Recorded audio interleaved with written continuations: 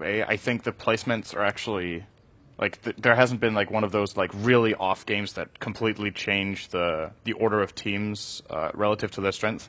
I think it's pretty representative the way all the teams are placed. It does look like the correct order right now. And if there is anything that could change, I guess it's Fnatic versus Complexity coming up later. Yeah. Where Fnatic could technically overtake Call, but the rest for me looks pretty solid.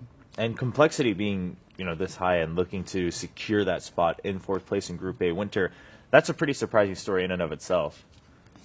Yeah, it's definitely not what I expected. I probably expected maybe IG or Na'Vi to actually be on the fourth spot, but Complexity really surprised everyone with the picks. They have been picking a lot of different heroes like Prophet.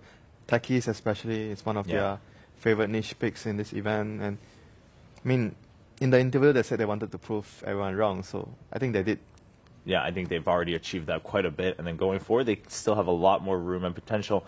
On the side of Group B, we didn't look at it too closely when we brought the standings up, but one of the things that everyone's been talking about is Newbie, showing up to play a lot better than most people expected. Sure, they did drop a series yesterday, so now there's a 4-1 loss, so they only have 4 points, but still in the run for the top 4 spots. Ben, are you impressed by Newbie or just pleasantly surprised? Where are you placing them right now for Group B? Pleasantly surprised. They drew most of their series, and I think they're a long shot for the top 4 right now, unless they 2-0 out the rest of their games. But I like the way that they play. It definitely seems like they practice at least this meta a lot. Sometimes when I watch teams that have taken a step back, they just seem super uncomfortable with the hot meta picks, and that's not the case for Newbie. Yeah, Newbie. We'll see as we go forward. But hey, the fact that still they're able to, go ahead and execute their plans that well to be able to compete with the top teams in Group B, draw, and then have a little bit more confidence. Because even Newbie, when we just gathered what we were seeing and in terms of attitude, we were talking about this earlier in the week at TI, Newbie didn't seem too confident. They weren't going around like, yeah, we're definitely going to go for that second-time championship again. They were just like, all right, we're just going to – they looked like they just wanted to play the game and play each game out to their best ability and see where that lands them. But, of course, the story still stands true. They are the champions of TI4, and that was a pretty impressive story in and of itself. Of course, bit of a lineup change, and people are saying maybe that's why Newbie's not going to be able to repeat that success. But everyone has their story, and in fact, it would be interesting to find out a little bit more about how Newbie is viewing themselves coming into TI5. So we have a little bit of a clip right now to take a closer look at one of their players, Moo.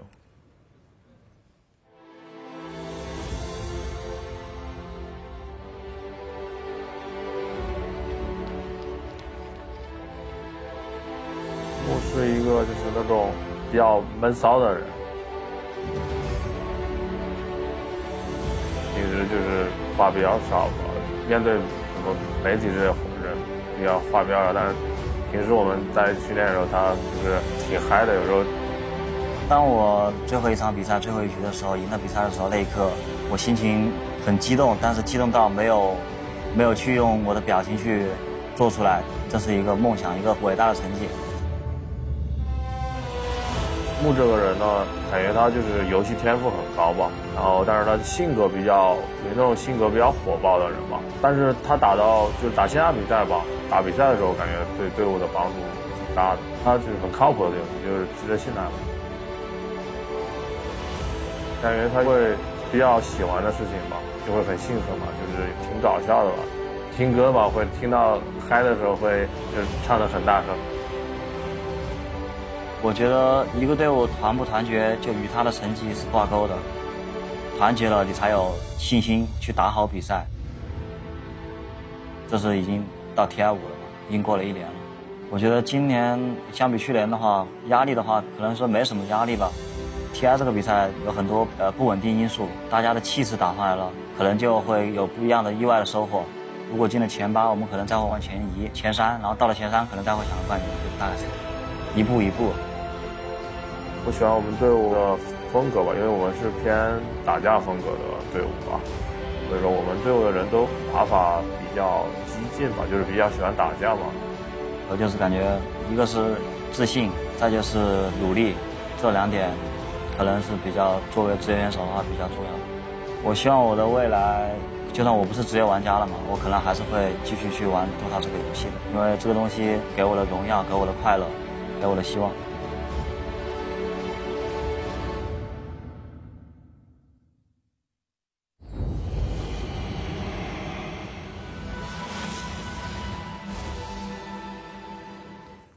So there we have it, Mu and Yubi. And as he was saying, I think most people would agree, probably in some ways less pressure, even though they won at TI4, just because of how the team has developed over the year. Most people weren't expecting them to do that well. Now they're showing up. Do you think, Winter, maybe people are starting to change it a little bit and get a little ahead of themselves, but still think, oh, maybe Newbie can do it again, or at least Newbie can go to maybe the semis and be in the top 4? I think people will be definitely paying attention to them since they already surpassed what everyone expected. Even in most of the 1-1 draws they've shown that they could have easily 2-0'd their opponents, or they are just much better than what we expected. We didn't expect it to be that close for them against some of the opponents. What about you guys, Cinder and Ben? I mean, do you think it's too early to be like, all right, we think Newbie can go that far, let's pay much more attention to them, or just say, all right, they're doing much better than they thought, but again, in terms of style or drafts, nothing too surprising? I think they definitely have the talent to go far. Their players are really solid, and I would be very surprised to see a repeat of last year, but I wouldn't be very surprised to see the same pattern where they start off fairly slow in the group stage. I think last year they also pretty much broke even in the groups. Yeah, they were like 7-8 or something. They had to play tiebreakers with Titan. It was a 7-3. It was with Titan, Yeah, the tiebreak. So they were like in the middle of the pack, and then they really just figured out the meta and exactly how they wanted to play. And if they have learned the things they needed from the games here, and they still have their confidence, then I think 4 draws for them so far, and it was 4 draws, 1 loss, Yes. right? Yeah. Is good enough, because now on the deciding day for the group stages, if they come up big, they could start in the winners bracket, and if they don't, I still believe they could be a team to look out for to go a couple of rounds in the lower bracket at least. I think it's more a matter of having the drive to get to that far. Just because if you looked at Mu, he was like, okay, if we get top 8, we'll think about top 3. If we get top 3, we'll think about top 1. Whereas every other team's like, we want top 1. Right, yeah. And if they can like actually taste it and be like, oh man, we're actually really, really good, we can actually get top 3, and then they'll have more confidence, and then it's a self-fulfilling prophecy. All right, well, Newbie will be playing 2 more matches today later on Stream 3, so keep an eye on that. Could change the standings for them, but for now, we do have our very first match. In fact, teams jumping right into it for the draft between Fnatic and LGD.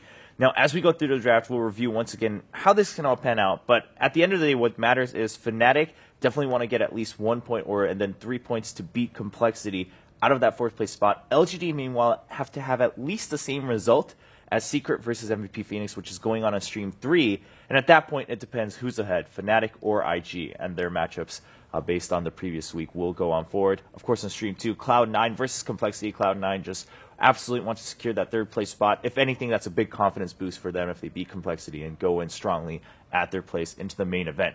Draft for Fnatic LGD, wow, going by pretty quickly, so jump right on over to that. And a Wispan, SFN coming out very early for Fnatic, securing that tusk for themselves, leaving the Gyro open and then the Undying for LGD. So some shifts again in the first phase, nothing too surprising, but what do you make of prioritizing the tusk over the Gyro for Fnatic?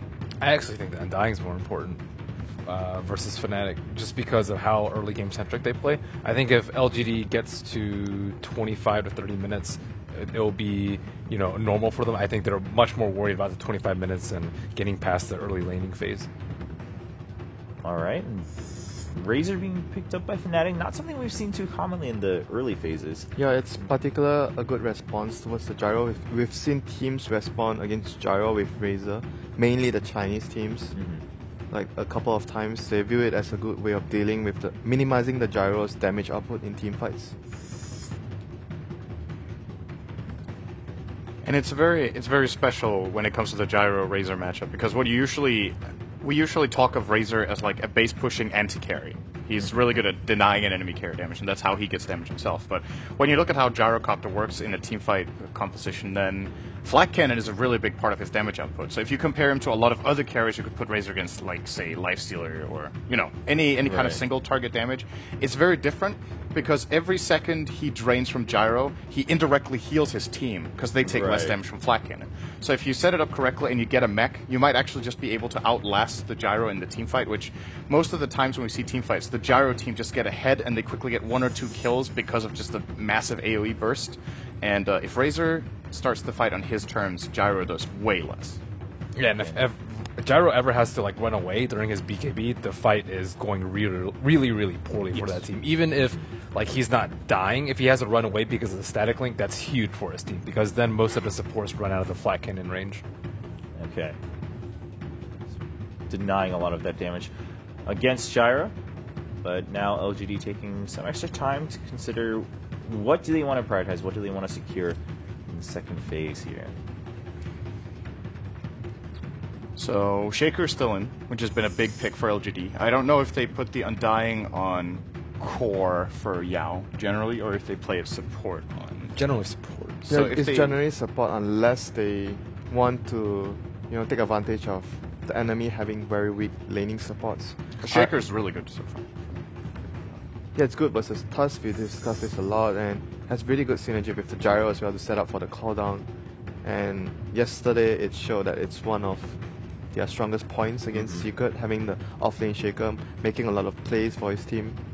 Did you see that previous build on Undying for Ohio that we just had on the screen? His Oh last no, game? I missed it. He had a refresher Undying. Oh, That's amazing. Was it that Naga game against Navi? Was it that game? No, that was not their last no. game. He went 10-2 and 21. That could not possibly win that. Okay. wow. That's still insane. He had Guardian Greaves, Vlad's refresher, and there was one more item. That's really cool. Refresher and Undying. So the tombstones, I guess, just stack fully, right? So you just spawn twice as many zombies. They slow faster. That's And Huh. the double soul rip combo, actually ridiculous. That's cool. Crystal Maiden going to be their pickup for LGD. Okay, this is like what Secret likes to do. Yeah. They go for the Keeper of the Light against